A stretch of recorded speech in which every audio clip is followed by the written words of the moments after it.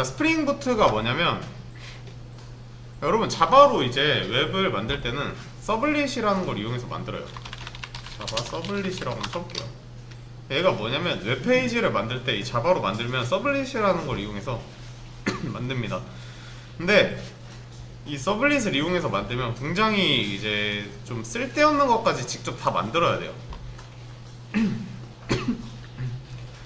여러분 그 익스프레스로 리퀘스트 뭐 리스폰스 그거 다 받아왔죠? 처음부터 들어있었잖아요. 그러니까 그게 없어요. 그게 없는 깡통이라서 뭐 리퀘스트 리스폰스 뭐 웹 그 URL 받아오는 거 뭐 이런 걸 다 만들어줘야 돼요. 그런 기능들을.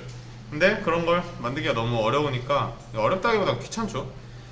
그러니까 한번 처음 만들 때는 어려울 수 있어요. 근데 그거 프로젝트 만들 때마다 5번 만들고 10번 만들고 하면 이제 너무 귀찮잖아요.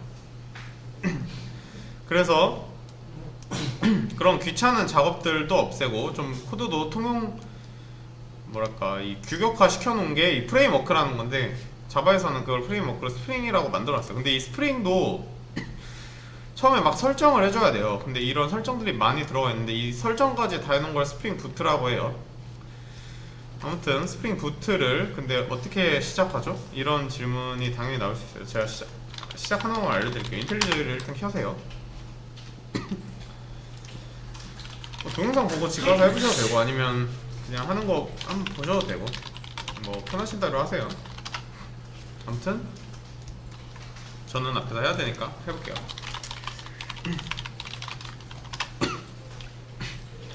아무튼 스프링 부트는 이런 겁니다. 웹을 만들다 보니까 공통적으로 만들어야 되는 부분이 너무 많은데, 걔를 이제 최초에 만들어 놓은 상태로 만들어 놓은 게 스프링이에요. 근데 거기에 설정까지 하려니까 너무 빡세서 만들어 놓은, 설정까지 하는 게 스프링 부트다, 이런 겁니다. 지금은 뭐 와닿지 않을 수 있어요. 근데 나중에 이제 하다 보면 알게 될 겁니다.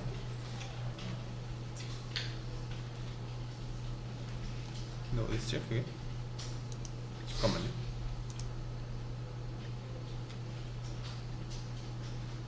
잠깐만요. 제가 그걸 어디에 놨지? 여기 있다. 자, 일단 인텔리제이에 들어가서 설정을 일단 다 그때 했죠. 세팅에 들어가서 저만 좀 체크를 해볼게요. 그때 다 했나? 폰트를 D2 코딩으로 해놨던 것 같은데, 키맵은 이클립스 바꿨고, 폰트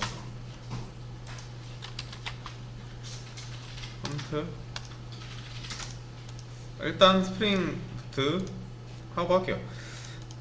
자, 스프링 이니셜라이저라고 하나 쳐보세요. 얘가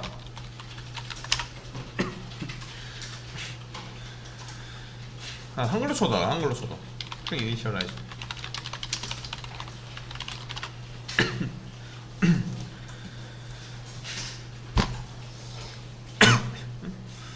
자, 얘가 뭐냐면 여러분 그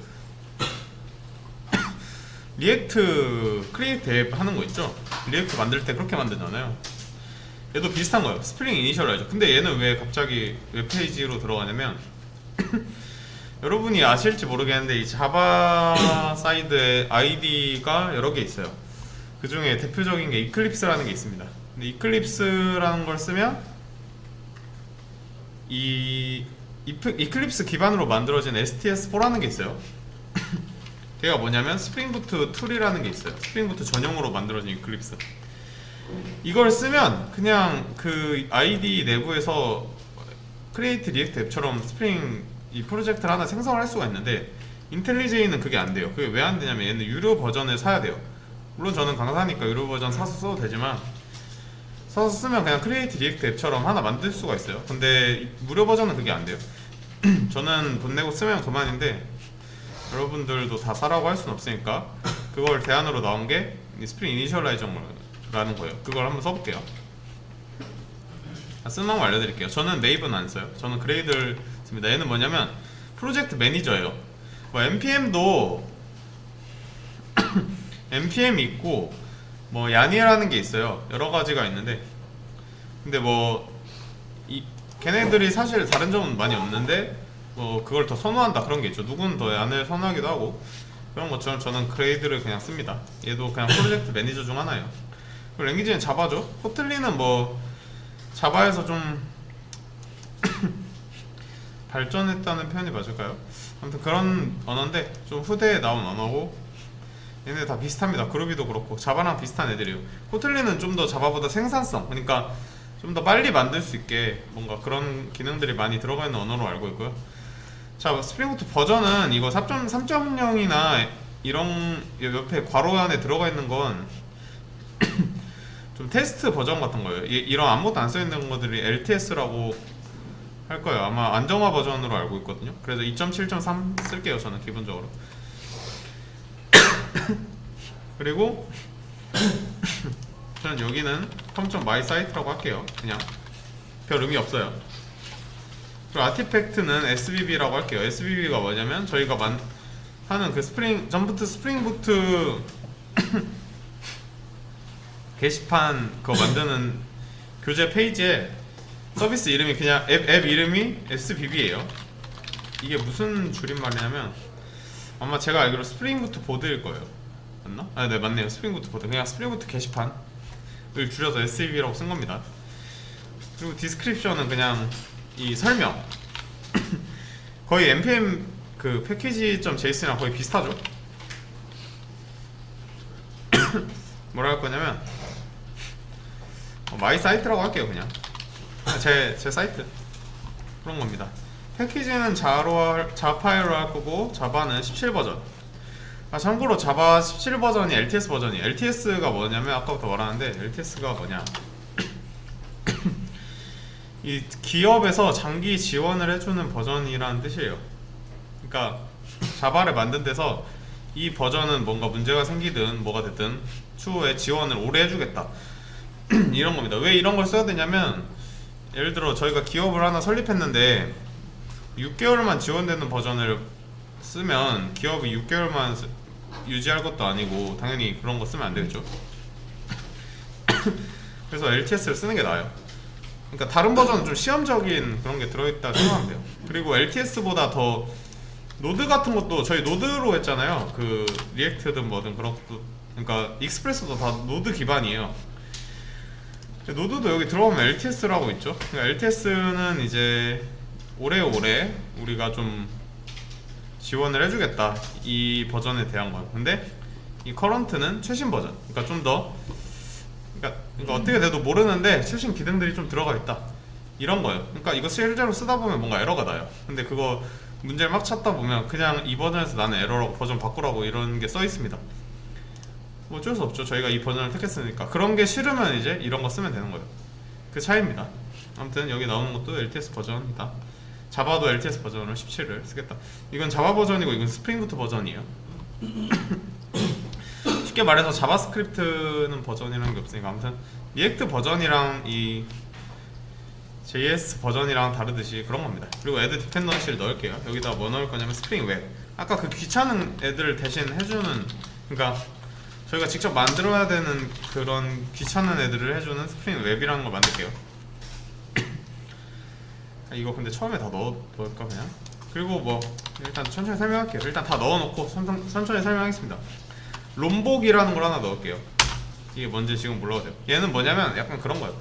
얘 기능 중에 일부 중에 하나가 그 게터 세터를 만들어주는 기능, 그런 게 있습니다. 뭐 그런 기능 말고 뭔가 여러 가지 기능이 있어요. 데이터 타입을 만들어주는 기능이라던가 아무튼 뭐 생성자를 만들어준다던가 저희가 직접 안 써도 되게 그런 게 있고. 그리고 JPA, 얘는 뭐냐면 ORM이에요. 저희가 익스프레스로 만들 때는 직접 쿼리를 작성했죠. 그거 안 해도 되게 도와주는 애입니다. 직접 쿼리 작성 안 하고 뭔가 내부 함수로 작동을 하게 해줘요. 자, 그리고 뭘 넣어야 되냐, MySQL 드라이버. 참고로 여기는 MySQL을 안 쓰고 뭐 쓰냐, 얘는 뭐 쓰지? 얘는 H2인가? 뭐 데이터베이스를 다른 걸 써요. 안 나오나? 어디 나와있지? 잠깐만요. 엔티티 여기 나오려나? 어디 나와있지?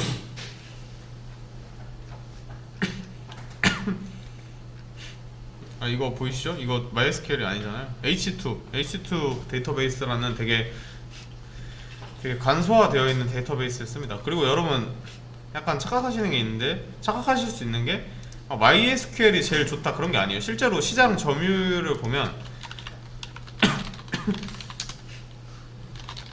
그러니까 보이시죠? 오라클이 1위에요. 근데 그러니까 이걸 말을 해줄게요.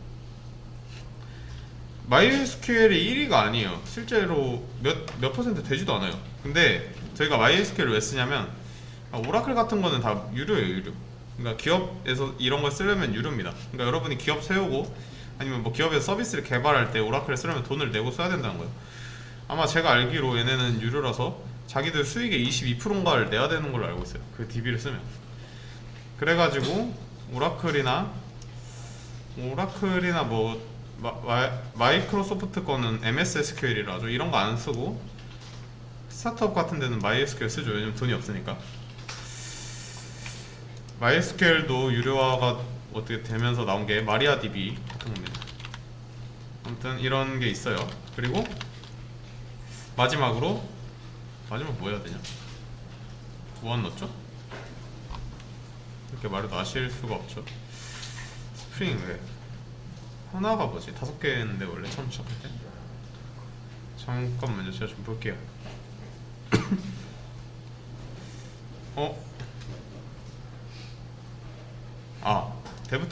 데브툴스 넣어야죠. 데브툴스가 뭐냐면 얘도 그냥 하면서 설명하지 말고, 얘도 뭐냐면 그냥 이 노데몬 같은 거예요. 노데몬. 그러니까 새로 고침하면, 그러니까 저장하면 서버를 다시 실행해야 돼요. 껐다가. 노데몬도 그랬죠. 그러니까 얘도 그런 기능이 없어서 그런 기능으로 쓰는 이 디펜던시가 데브툴스라는 겁니다. 노데몬 비슷한 거예요. 그냥 이 새로 고침해주는 그런 앱입니다. 여기까지 하고 뭘 하면 되냐면 제너레이트를 해볼게요. 이렇게 하면 뭐가 생겨요. 뭐가 생기죠. 얘를 열면 이런 게 나옵니다. 그러니까 인텔리제이 유료 버전 사서 오른쪽 클릭한 다음에 뭐 크리에이트 프로젝트 하면 이게 그냥 생기는 거예요. 여러분 이게 마음에 안 드시면 돈 내고 인텔리제이 유료 버전 좀 사시면 돼요. 저는 압축 풀기를 할게요. 돈이 없는 사람이라 가져 수업을 좀 하겠습니다. 풀기 하고 다운로드에다가 압축을 푸세요.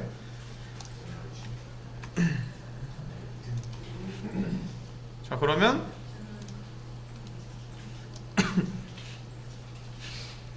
이 C에 들어가면 다운로드가 있겠죠. 다운로드 어딨냐? 아무튼 네, 이렇게 들어오면 SBB라는 폴더가 생겨요. 여기까지 좀 찍어볼게요.